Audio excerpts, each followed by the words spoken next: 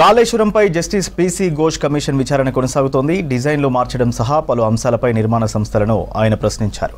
అయితే గత ప్రభుత్వం తొందర పెట్టడం వల్లే తాము త్వరగా పనులు చేసినట్టు కాంట్రాక్ట్ సంస్థలు చెప్పారు. దీంతో ఈ నెలాఖరుకు పూర్తి వివరాలు అఫిడవిట్ రూపంలో ఇవ్వాలని ఆదేశించారు జస్టిస్ పీసీ ఘోష్.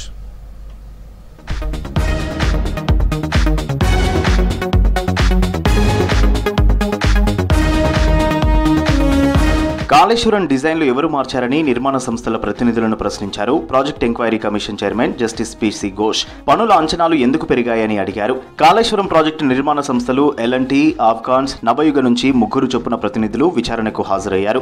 వారి నుంచి బ్యారేజీల టెక్నికల్, ఫైనాన్స్, మెయింటెనెన్స్ కు సంబంధించిన అంశాలను జస్టిస్ ఘోష్ అడిగి తెలుసుకున్నారు. కాళేశ్వరం బ్యారేజీలకు డిజైన్లు ఎవరిచ్చారు, మొదట అనుకున్న డిజైన్లను ఎందుకు మార్చారు, పనుల అంచనాలు అంతలా ఎందుకు పెరిగాయి, డిఫెక్ట్ లయబిలిటీ పీరియడ్లోనూ బ్యారేజీల మెయింటెనెన్స్ ను ఎందుకు చేపట్టలేదు అని ప్రశ్నించారు.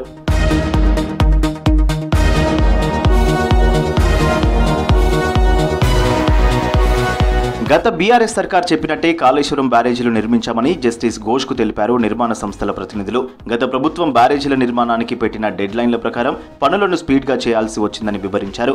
రికార్డు సమయంలో పనులను పూర్తి చేయాల్సి వచ్చినందున లోపాలు వచ్చి ఉంటాయన్నారు.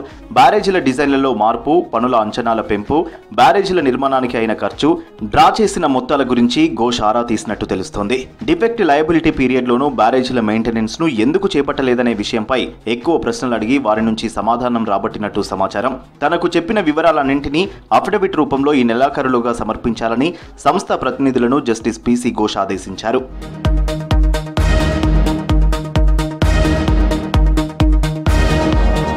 గత ప్రభుత్వం కాళేశ్వరం రిజర్వాయర్లకు డెడ్ లైన్లు పెట్టి ఒత్తిడి చేయడం వల్లే పనులను వేగంగా పూర్తి చేయాల్సి వచ్చిందని నిర్మాణ సంస్థల ప్రతినిధులు చెప్పారన్నారు జస్టిస్ పీసీ ఘోష్. అందరి నుంచి అదే స్టేట్మెంట్ వచ్చిందని చెప్పారు. నిర్మాణ సంస్థల ప్రతినిధులను ఎంక్వైరీ చేసిన తర్వాత మీడియాతో చిట్ చాట్ చేశారు. బ్యారేజీల నిర్మాణం, డిజైన్లు, నిర్వహణకు సంబంధించిన అన్ని వివరాలను ఇవ్వాలని నిర్మాణ సంస్థల ప్రతినిధులను ఆదేశించామన్నారు. ఎవరు ఏది చెప్పినా పక్కా రికార్డులను మెయింటైన్ చేస్తున్నామని చెప్పారు. ఈ నెలాఖరులోపు అఫిడవిట్లు ఇవ్వాలని నిర్మాణ సంస్థలను ఆదేశించామన్నారు.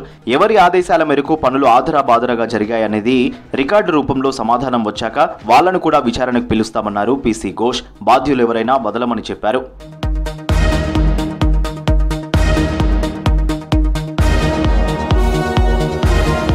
విజిలెన్స్ కాగ్ రిపోర్టులు పరిశీలిస్తున్నామన్నారు పీసీ ఘోష్. వేరే రాష్ట్రానికి బదిలీ అయిన అధికారులకు విచారిస్తామని చెప్పారు.